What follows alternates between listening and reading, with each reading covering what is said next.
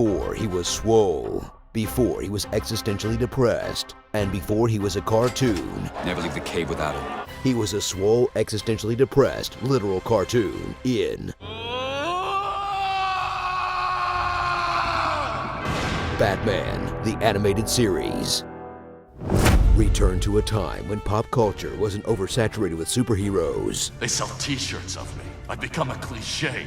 Animation still ruled after school. And dial-up internet gave us a few precious minutes offline.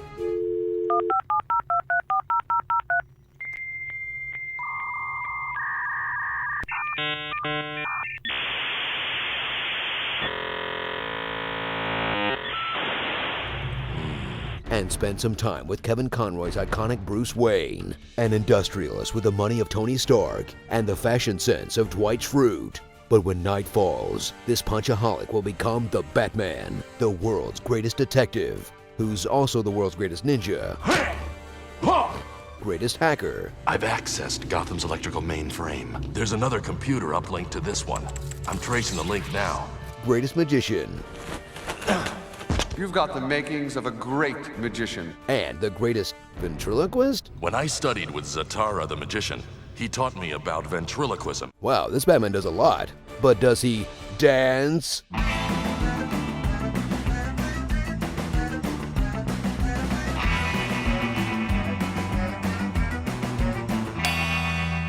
But this cape isn't crusading solo. He has a whole cave full of allies, like Alfred Pennyworth, butler of Batman, but king of sick burns. Clayface is losing his integrity. I wasn't aware that he ever had any to begin with. Oh! Robin, the boy wonder, as in, boy, I wonder what screwed him up between this show and Titans. Yahoo! Batman. Batgirl, a college kid whose relationship with bats is super creepy after you've seen the Killing Joke movie. Barbara, come in. You've grown. Ew. And Commissioner Gordon, a humble civil servant tormented by a billionaire psychopath determined to drive him insane. Batman. Busy night? Helen, get me. We need to talk. Enigma's making a comeback. Come on, give him a break, Bats. We all know you're a ninja. You don't have to keep proving it to Grandpa Cop, all right? Jeez. Together, they'll protect Gotham, a city trapped somewhere between 1932 and 1992. A town where the crime is up, the nights are long, and the people are rectangles. It's a city under siege from the best rogues gallery in animation history, featuring character-defining portrayals of Two-Face. You're talking to the wrong Harvey. Mr. Freeze. To never again walk on a summer's day with a hot wind in your face and a warm hand to hold. Harley Quinn. Harley Quinn, pleased to meet ya. The best Joker ever. Yeah, I said it. And a bad menagerie's worth of animals.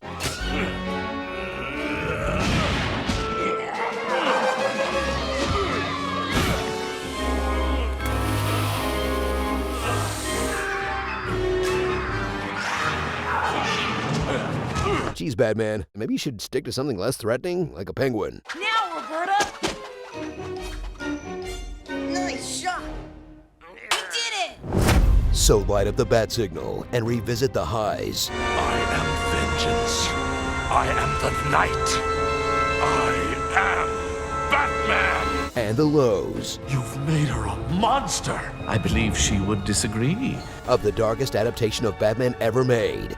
Literally the darkest, because they drew it on black paper that wasn't afraid to hit kids with complex philosophy. Santayana says that those who forget the past are condemned to repeat it. Then break it up with a guy kicking a werewolf in the face. If it's a fight you're looking for, try starting one with me.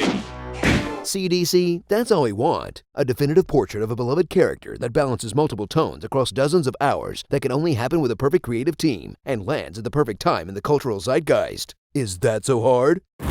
Starring hygiene-related insults. Listen up, scumwad. Here's how it works, slime ball. All right, scum bucket. Too late, dirtbag. Breaking and entering. What do you want? Has Professor Crane lost his appetite?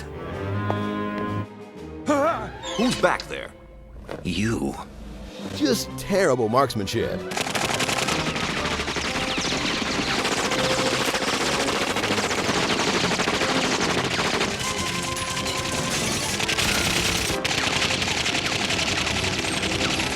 maniacal laughter.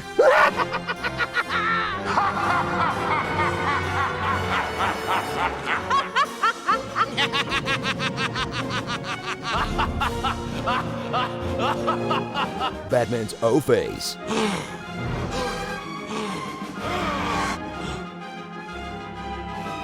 Gas attacks. Gas attack!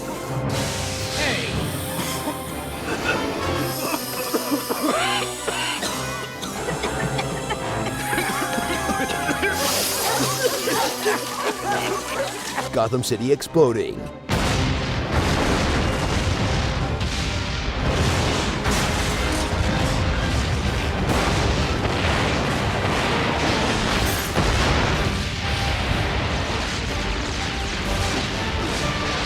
Stop shooting, you lunatic! We're sitting on a powder keg! And Batman thumbs up.gif. Nope, the other one. That's the one. This Batman, forever.